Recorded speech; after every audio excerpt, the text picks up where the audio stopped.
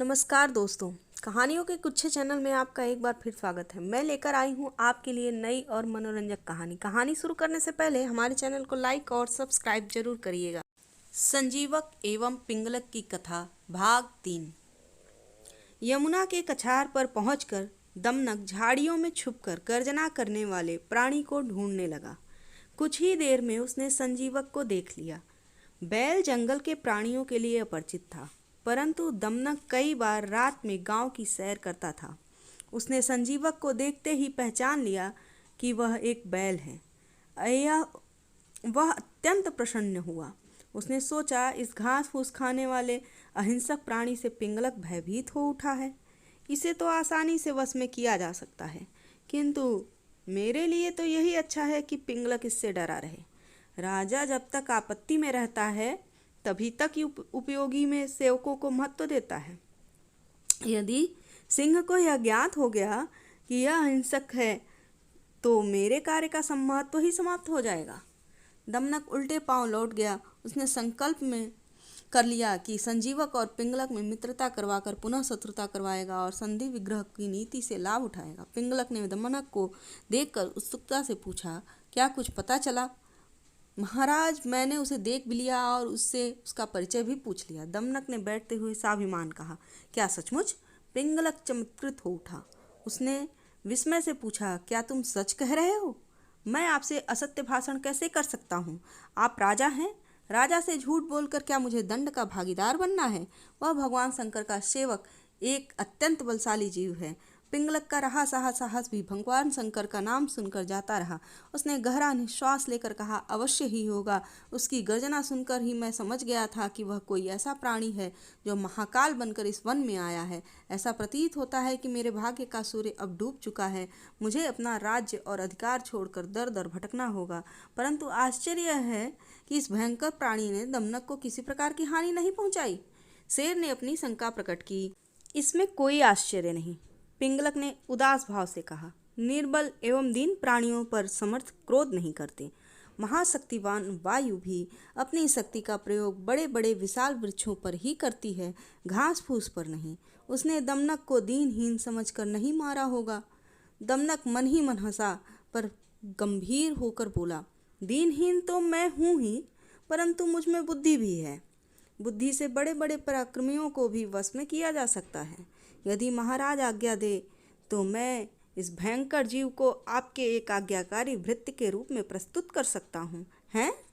पिंगलक चमक उठा। उसने अविश्वास भरी दृष्टि से दमनक को देखा।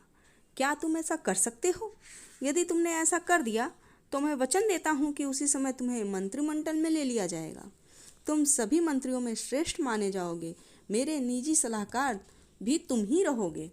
दमनक प्रसन्नता से झूम उठा, किंतु उसने अपनी प्रसन्नता प्रकट नहीं की। उसने विनम्र स्वर में कहा, यह महाराज की मुझ पर अनुकंपा है।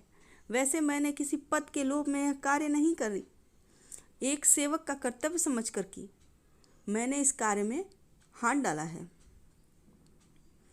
वह पिंगलक से अनुमति लेकर संजीवक से मिलने यमुना की ओर चल पड़ा। संजीवक उस समय तृप्त होकर भोजन कर चुका था और गर्दन उठाकर जोर जोर से गर्जना कर रहा था। दमनक ने उसके पास जाकर कहा, अरे दुष्ट बैल, तूने अपने कर्कश स्वर से इस जंगल की शांति भंग कर दी है। महाराज पिंगलक तुम पर अत्यंत कुपित हैं। चल, वे तुझे बुला रहे हैं। संजीवक ने विस्मय से पूछा, यह पिंगलक कौन है? अरे, तुम इस वन प्रदेश के राजा को भी नहीं जानते? अच्छा, शीघ्र ही जान जाओगे। अब तुम्हें अपनी दुष्टता का फल मिलेगा। तो इस जंगल के महाबलशाली राजा सिंह पिंगलक को अच्छी तरह जान जाओगे। वह यहीं समीप में बैठा हुआ है। उसी ने मुझे तुमको पकड़ लाने के लिए भेजा है। संजीवक की सिट्टी पिट्टी गुम हो गई। अपने प्राणों का अंत जानकर वह अत्यंत खिन्न हो उठा। उसने गिड़गिड़ाते हुए कहा, भद्र, आप तो अत्यंत उदार एवं सज्जन पुरुष हैं। क्या आप मुझे अपने राजा से अभयदान नहीं दिलवा सकते? दमनक ने गंभीर होकर कहा, तुमने मुझे कठिनाई में डाल दिया है। राजा से अभयदान दिलवाना कोई सरल कार्य नहीं है। राजा के मनोभावों का कुछ पता नहीं चलता कि किस क्षण कैसा रहेगा। तथापि तुम सज्जन जीव लगते हो, तुम्हारी सहायता तो करनी ही होगी। ठीक है, तुम मेरे साथ चलो, तुम्हारी सुरक्षा का उत्तरदायित्व तो मेरा है। दमनक उससे लेकर पिंगलक की ओर चल पड़ा। उसे कुछ दूर एक ओट में छिपा कर बोला, तुम यहीं रहो, मैं महाराज के क्रोध को शांत करने का प्रयत्न करता हूँ। वह पिंगलक के समीप आकर बोला, महाराज, वह पशु कहता है कि भगवान शंकर ने उसे वन में विचरने का अधिकार दिया है। वह कहता है कि मैं तुम्हारे राजा को नहीं जानता। तब मैंने आपका परिचय देकर कहा कि हमारे महाराजा देवी चंडी के भक्त हैं और अपार बलशाली हैं। उन्होंने कहा कि आप उनके अतिथि और भाई हैं, आप उनके पास चलकर उनका आतिथ्य ग्रहण करें। फिर पिंगलक ने व्याकुलता से पूछा। वह कहने लगा कि महाराज का आतिथ्य उसे स्वीकार है, किंतु उन्हें अभयदान देना होगा, क्योंकि राजाओं के मनोभाव का कोई ठिकाना नहीं होता। आज किसी को भाई बना लूं और कल को युद्ध करना पड़े तो इससे धर्म की हानि होती है। धार्मिक प्राणी प्रतीत होता है, क्यों न हो। जिसके स्वामी शिव हों वह तो धार्मिक होगा ही। मैं और अपनी ओर से अभयदान देता हूँ, आप उससे भी मेरे लिए अभयदान लेने का प्रयत्न कीजिए, फिर सादर यहाँ ले आइए। दमनक पुनः संजीवक के समीप गया। उसने कहा, मित्र, बड़ी कठिनाई से मैं महाराज के क्रोध को शांत करके आपके लिए अभयदान प्राप्त कर पाया हूँ।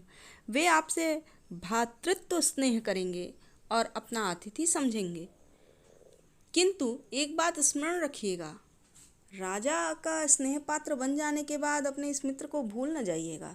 मैं भी प्रतिज्ञा करता हूँ कि आपके ही परामर्श से मैं मंत्री पद पर रहकर राज्य कार्य करूँगा। संजीवक, जो भयभीत था, इस समाचार को पाकर गदगद हो गया।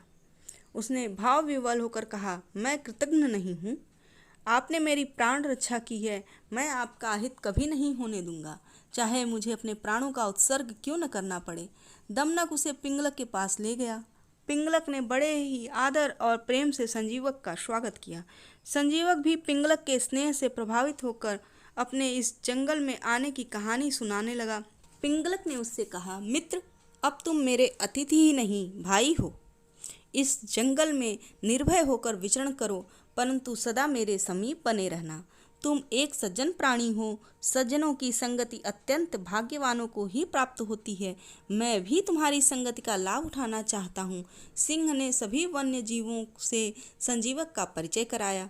वह आनंद पूर्वक पिंगलक के साथ ही रहने लगा। अब संजीवक और पिंगलक की दोस्ती में आगे क्या होता है सुनने के लिए सुनते रहिए कहानियों के गुच्छे।